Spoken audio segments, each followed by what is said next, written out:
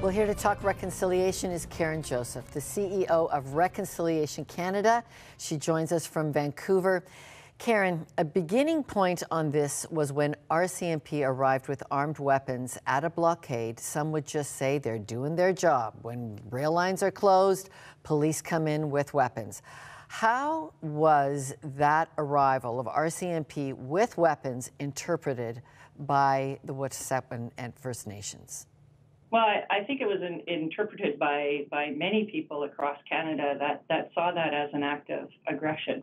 And especially when you're pointing, loaded assault rifles at unarmed women who are holding feathers in their hands and are praying. It's not, they're clearly not being aggressive in any way, shape, or form. And so it need not have utilized aggression to try to mediate that situation.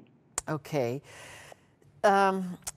It's a very difficult thing that this has become such an economic stranglehold for the country. What do you say about the miles and miles apart, white people, Aboriginal people, business people, eco people are on this issue?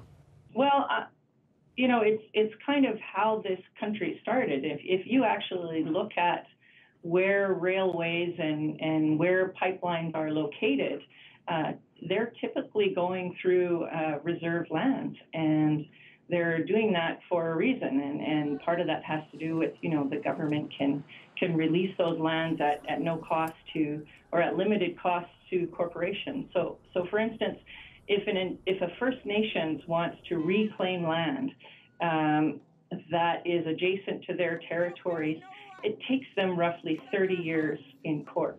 If a corporation wants to come in and take that same territory, it can take them anywhere from 5 years to 10 years. What will it take for a peaceful resolution to be found to this today?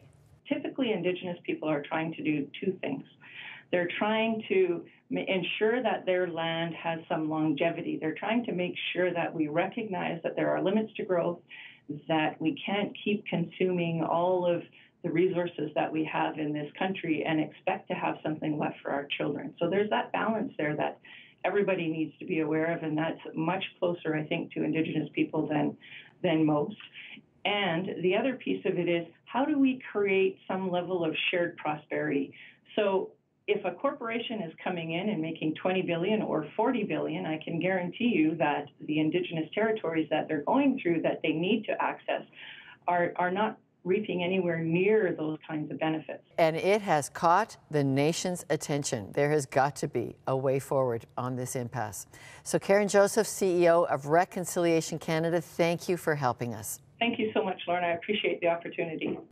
Hit subscribe and the notification bell to get our weekly episodes and web exclusives.